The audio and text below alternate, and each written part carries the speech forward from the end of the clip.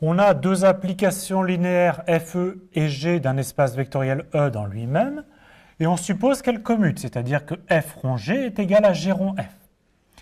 Il s'agit de montrer que le noyau et l'image sont stables par G. Alors qu'est-ce que ça signifie? Il s'agit de montrer que quand on regarde G de ker F, donc l'image directe du noyau par l'application G, ben c'est inclus dans le noyau. Et même chose pour l'image, il faut montrer que G de image de F est inclus dans image de F. Alors commençons par montrer que le noyau est stable. Donc on va montrer que G de ker F est inclus dans ker F. Donc on part d'un élément Y appartenant à G de ker F. Alors qu'est-ce que ça signifie être dans G de ker F? Ça veut dire qu'il existe un élément X appartenant au noyau tel que Y est égal à G de X. Maintenant, on voudrait montrer que Y est dans ker F, c'est-à-dire on voudrait montrer que F de Y est égal à 0. Alors calculons F de Y. On vient de voir que Y c'est G de X, donc c'est F de G de X. Autrement dit, c'est F rond G de X. On utilise notre hypothèse que F rond G, c'est G rond F. Donc ceci, c'est aussi G rond F de X. Autrement dit, c'est G de F de X. Mais X est dans le noyau de F. Ça signifie exactement que F de X est égal à 0. Donc ceci, c'est G de 0. Et G est une application linéaire. Elle envoie le vecteur nul sur le vecteur nul. Donc ceci est égal à 0. On a montré que F de Y est égal à 0. Et ça, c'est exactement dire que Y appartient au noyau de F. Qu'est-ce qu'on a fait? Quel que soit l'élément Y de G de ker F, on a montré qu'il était encore dans ker F, et donc on a bien montré cette inclusion. On fait le même type de raisonnement pour montrer que G de image de F est inclus dans image de F.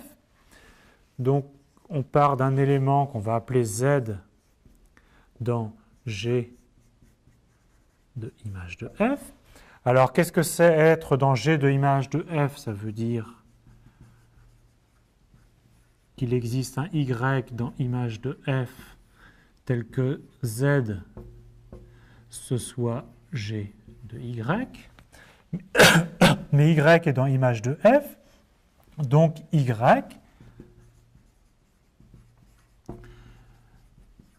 Y peut s'écrire F de X pour un certain X élément de notre espace vectoriel E. Alors maintenant, on aimerait montrer que Z est dans l'image de F, c'est-à-dire F de quelque chose. Alors réécrivons Z. Z, c'est G de Y. Mais Y, c'est F de X.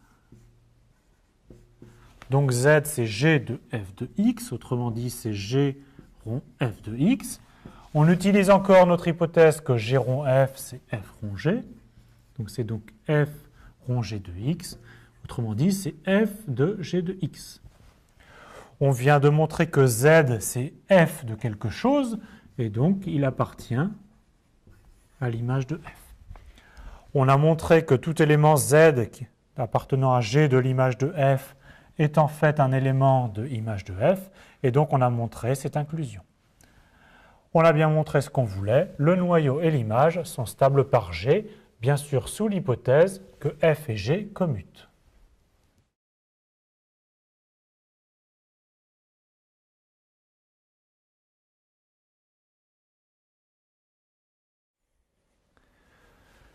Je vous laisse chercher un exercice intéressant sur les noyaux itérés.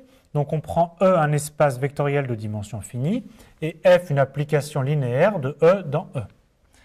Alors en première question, vous devez montrer que le noyau de F est inclus dans le noyau de F rond F, qui lui-même est inclus dans le noyau de F rond F rond F.